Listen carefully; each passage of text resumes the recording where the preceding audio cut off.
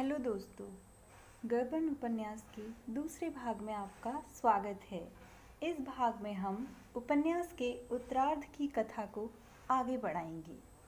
पूर्व में हम जान चुके थे कि जालपा के आभूषणों के प्रति प्रेम के कारण रमा को बिना आज्ञा चुंगी से रुपए लेने पड़े। रतन रुपए को लौटाना तो चाहता था, लेकिन कोई युक्ति उसे समझ में नहीं आ रही थी। उस दिन चुंगी से 800 रुपये वसूल हुए।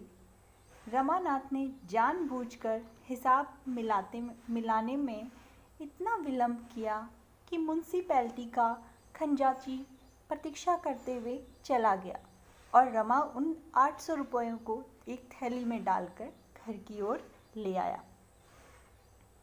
जालपा के पूछने पर उसने बताया कि रुपए रतन के हैं और घूमने चला गया। इसी बीच रतन का नौकर आया तो जालपा ने वह थैली उसे थमा दी। रमानाथ ने जालपा को यह तो बताया ही न था कि उसमें 200 रुपये अधिक हैं। अब जब वह वापस आया और जालपा से थैली न मिलने पर पूछा तो जालपा ने उत्तर दिया कि वह तो रतन का नौकर ले गया। बेचारा तिलमिला गया। वह रतन के यहाँ अधिक पहुँचे 200 रुपये लेने गया, किंतु संकोचवश कह न सका। रात भर इसी चिंता में सूखता रहा कि कल चुंगी के रुपए कैसे जमा हो। प्रातः कहार भेजकर रतन से रुपए मंगाए। उसने केवल 200 रुपये ही लौटाए। अंत में जालपा को जब पता चला तो उसने कहा कि रतन से रुपए क्यों मंगवाए, 200 रुपये तो मेरे पास भी थे, 100 रुपये रमानाथ के पास भी थे। इस प्रकार रमानाथ ने 500 रुपयों का प्रबंध तो कर लिया, किंतु 300 रुपये अब भी कम थे। रमानाथ दफ्तर पहुंच गया। उसने रमेश बाबू को बताया कि 300 रुपये उसकी जेब से निकल गए हैं और उसने 500 रुपये जमा करवा दिए। रमेश बाबू ने कहा कि कल जमा कर देना, नहीं तो हाथों में हथकड़ियाँ पड़ जाएंगी। गबन का मामला है, बच नहीं पाओगे। अब रमानाथ ने बहुत कोशिश की कि रतन से वो 300 रुपये किसी तरह प्राप्त कर ले, लेकिन वो असफल रहा और उसने आखिर में यह निश्चय किया कि वह जालपा को सच बताएगा और उन आभूषणों को गिरवी रखकर इस प्रकार इस संकट से मुक्त हो जाएगा। लेकिन घर जाकर जालपा के आभूषणों के प्रति प्रेम को उसने देखा तो उसका साहस टूट गया। फिर उसने पुनः सोचा कि जैसे उसने पहले जालपा के गहने चुपचाप उठा लिए थे, वैसे ही वह रात को उठा लेगा। लेकिन इस बार ऐसा कुछ करने का मौका भी उसको नहीं मिला। अब उसने एक पत्र लिखा जिसमें जालपा को सारी स्थिति स्पष्ट बता दी। उसने पत्र तो लिखा, लेकिन पत्र को देने की हिम्मत भी उसके अंदर नहीं हुई। सुबह इससे पहले कि कोई बात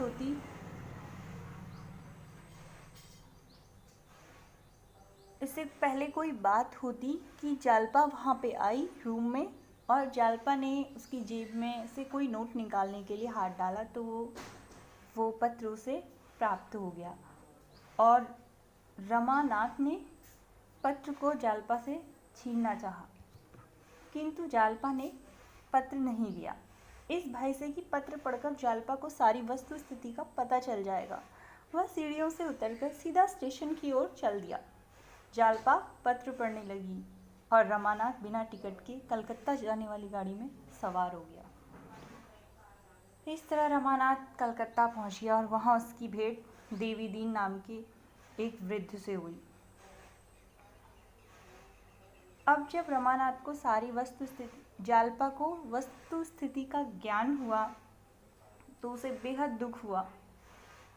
वो रमेश बाबू के पास गई और उनसे सारी वस्तु स्थिति उसे मालूम हुई कि इस घटना के कारण ही उसने वहाँ से रुपए लिए थे। जालपा को बहुत दुख हुआ और उसने वो सारे गहने बेच दिए और उसके बाद वो गबन के 300 रुपये उसने चुका दिए और बहुत कोशिश की उसको खोजने की, लेकिन वो उसको खोज नहीं पाई। और इन सब से भी जालपा के मन में जो अपने लिए भाव आए थे बहुत ज़्यादा हीनता की, वो उभरे नहीं। उसने अपने बचे हुए गहनों को गंगा जी में प्रवाहित कर लिया, क्योंकि उसे ऐसा लगता था कि इन सब की कारण मैं हूँ, क्योंकि मेरे ही द्वारा ये सब कुछ हुआ है। अगर मेरे अंदर इतना ज़्यादा आभूषण मोह नहीं होता तो कभी भी रमा ऐसा नहीं करता। रमानाथ जब कलकत्ता चला गया तो वहाँ पर देवी दीन और उसकी एक पत्नी थी जग्गू, वो दोनों के साथ वो रहता था। दोनों ही उसके साथ बहुत अच्छा व्यवहार करते थे। पुलिस के डर से रमा घर से बाहर नहीं निकलता था, अंदर ही रहता था और रात को थोड़ा बहुत बाहर निकल लेता था। यहाँ पर उसको कई बार उसके स्वाभिमान को चोट भी पहुँची, क्योंकि वो बहुत स्वाभिमानी था। एक बार एक ब्राह्मण से उसे कंबल और कुछ चीज़ें मतलब दान में लेनी पड़ी।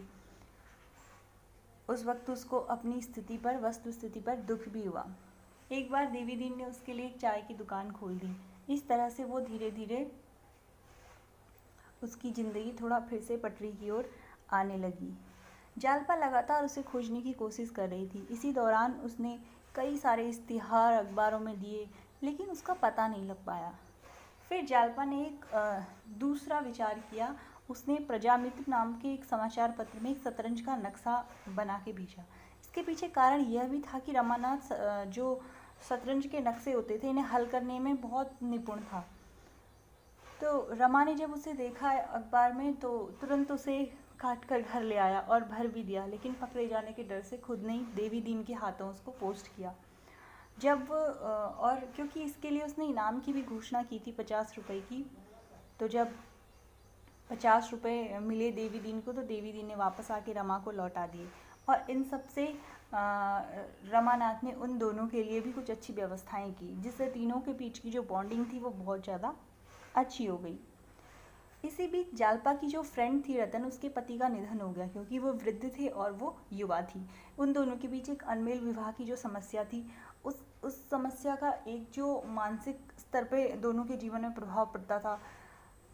उसके अलावा अब उसकी आर्थिक स्थिति भी डगमगाने लगी। रतन के भतीजे ने पूरी प्रॉपर्टी पे कब्जा कर लिया और इस तरह अब जो रतन थी वो दर दर ठोकर खाने लगी। इसी बीच एक दिन क्या होता है कि रमानाथ एक थिएटर में किसी नाटक को देखने गया होता है रात में, और पुलिस के द्वारा, क्योंकि वो खुद ही डरा डरा सहमा सहमा रहता है, इसीलिए पुलिस उसे पकड़ती है, थोड़ा सा डराती और धमकाती है। तो इस बीच क्या होता है, इसी डर के कारण जो रमानाथ होता है वो बता देता है कि उसने 300 रुपये का गबन किया और वो इस तरह से आया है। तो पुलिस पहले पता करवाती है उधर, लेकिन पता करवाने के बाद पुलिस को यह तो पता लग जाता है कि उसका जो गबन है उसका पैसा भर दिया गया है और यह निरपराध है, लेकिन पुलिस उसे छोड़ती नहीं है। पुलिस उसको भय दिखाती है और साथ ही साथ अच्छी नौकरी दिलाने का प्रलोभन भी देती है, और कहती है कि कुछ क्रांतिकारी हैं जिन्होंने डकैती की है, तुम उनके लिए सरकारी गवाह बन जाओ, और इस तरह से तुमको इन सब चीज़ों से, जो गबन तुमने किया है, इससे हम तुम्हें बचा लेंगे। देवी दीन और जग्गो से बहुत समझाते हैं, लेकिन वो समझता नहीं है उनकी बात को। उस समय रमानाथ को एक बंगला मिल जाता है, उसकी खातिरदारी का बड़ा ख्याल रखा जाता है, और एक जोगरा नाम की महिला भी होती है जो उसके मनोरंजन के लिए रख ली जाती है। कुल मिला के उसको उन वीर क्रांतिकारियों के विरुद्ध इस्तेमाल किया जा रहा होता है पुलिस के द्वारा, प्रशासन के द्वारा, लेकिन वो ये चीज़ समझ नहीं रहा होता उस टाइम।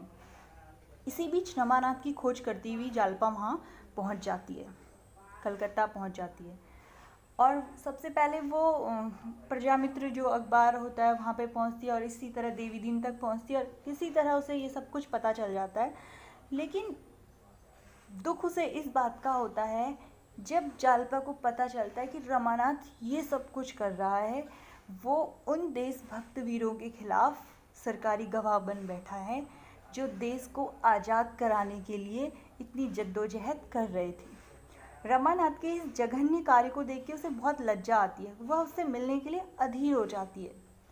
उसने देवी दीन के साथ रमानाथ वाले बंगले पर जाकर उसे पत्र द्वारा अवगत भी कराना चाहा कि उसके विरुद्ध कोई मामला नहीं है, सरकारी रुपया जमा कर दिया गया है, उसे अपना बयान बदल लेना चाहिए।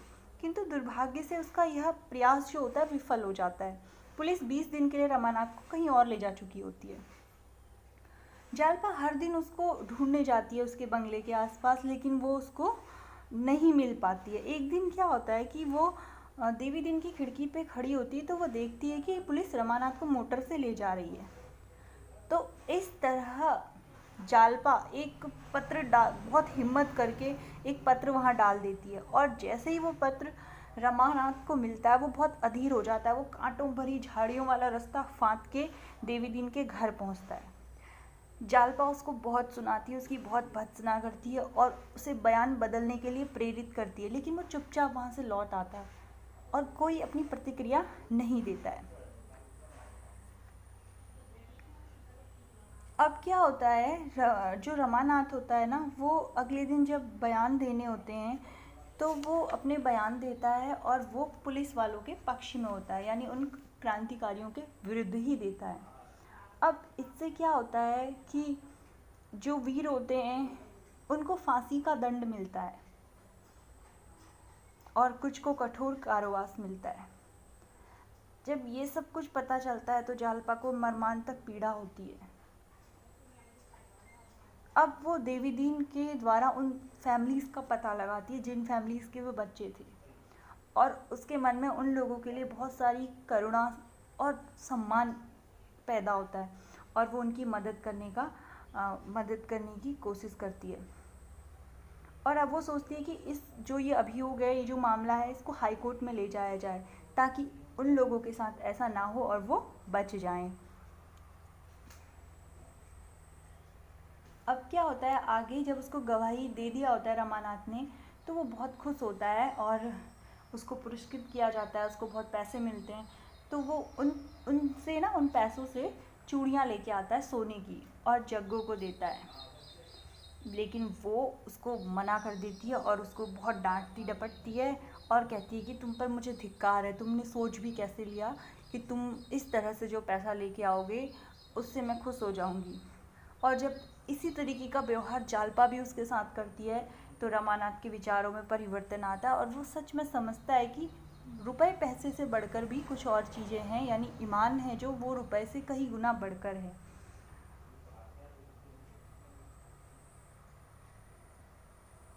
अब वो वहाँ से बच के निकलना चाहता है पुलिस वालों के चुंगल से, लेकिन पुलिस वाले कहते हैं कि जब तक हाई कोर्ट का निर्णय नहीं आएगा वो कहीं नहीं जाएगा। उसको वहीं पे रख दिया जाता है दोबारा से। अब रतन जो है, उसकी फ्रेंड जो थी वहाँ पे, वो उसकी लाइफ में भी बहुत कुछ बदल चुका होता है। उसका जो भतीजा होता है मणिभूषण, वो उसको पहले तो अपने पास रखता है लेकिन बाद में अपने घर से भी निकाल देता है। आश्रयहीन रतन जो है वो धीरे धीरे, पहले कितनी ज़्यादा उसके अंदर मतलब ये था, स्वाभिमान था और गहनों के प्रति समाज में एक अलग रुतबा था उसका, लेकिन अब वो इन सब चीज़ों को छोड़ के विरक्ति भाव से जीने लगती है। इसी बीच रमानाथ का मन बहलाने के लिए जो जौहरा नाम की एक वैश्या नियत की गई होती है वो जालपा से मिलती है। तो वो देखती है कि जालपा का स्वभाव बहुत अच्छा है और रमानाथ भी सच में जो उसका बाहरी रूप है वो उसका बाहरी रूप वास्तविक नहीं है। वास्तव से रमानाथ जो है वो मन से बहुत अच्छा है और कहीं ना कहीं वो भटक गया है। इसीलिए जौहरा भी ये चाहती है कि रमानाथ वापस ट्रैक पे आ जाए। और वो जब जालपा से मिलती है, हालांकि वो उससे प्रेम करने लग गई होती है रमा से, लेकिन फिर भी उसे ईर्ष्या नहीं होती है जालपा से और वो जालपा को सब कुछ सच सच बता देती है। अब जब लास्ट में क्या होता है, रमानाथ को एक दिन मौका मिलता है तो वो वहाँ से भाग जाता है और भागकर वो सीधे कहाँ पहुँचता है, सीधे वो जो जज साहब होते हैं हाई कोर्ट के, वहाँ पे पहुँच जाता है उनके घर पे। ठीक उससे पहले, जबकि बयान होने होते हैं उससे पहले, क्योंकि उसको पता होता है कि वहाँ उसको इतना डराया धमकाया और टॉर्चर किया जाएगा कि शायद उसको फिर से अपने बयान बदलने पड़े। इससे पहले ही वो वहाँ पे पहुँच जाता है। सौभाग्य से जज साहब घर पे ही होते हैं, अभियोग सुनने की वो आज्ञा दे देते हैं। पुलिस के पैर उखड़ जाते हैं, जालपा जौहरा रमानाथ के बयान होते हैं, दर्शकों की भीड़ लग जाती है। जज साहब अपने निर्णय में सभी अपराधियों को निर्दोष बताते हैं और उन्हें मुक्त कर देते हैं। सारे नगर में उन क्रांतिकारियों का पुष्पमालाओं से स्वागत होता है। इस प्रकार अपने बयान बदल देने मात्र से ही इतना अच्छा होता है कि वो जो क्रांतिकारी वीर होते हैं उनकी वो सज़ा माफ़ हो जाती है, क्योंकि उन्होंने कोई ऐसी गलती नहीं की होती है। बाद में एक और चीज़ होती है, रमानाथ पर झूठा बयान देने का अभियोग चलता है। इस अभियोग में जोहरा और जालपा के बयानों ने सबको आश्चर्यचकित कर दिया। पुलिस का षड्यंत्र खुल जाता है। रमानाथ को परिस्थितियों का दास बताकर जज साहब उसे दंड से मुक्त कर देते, क्योंकि रमा की भी गलती नहीं होती है। रमा डरा हुआ होता है उस गबन के आरोप से, जो कि बहुत पहले ही जालपा के द्वारा रुपए दे के पूरा कर दिया गया होता है। इस अभियोग से मुक्त हो जाने के बाद रमानाथ और उनकी पत्नी वो सब लोग खुशी खुशी वहाँ रहते हैं, लेकिन एक बार बाढ़ आती है तो जोहरा उसमें डूब जाती है, और इस तरह से इस उपन्यास का समापन हो जाता है।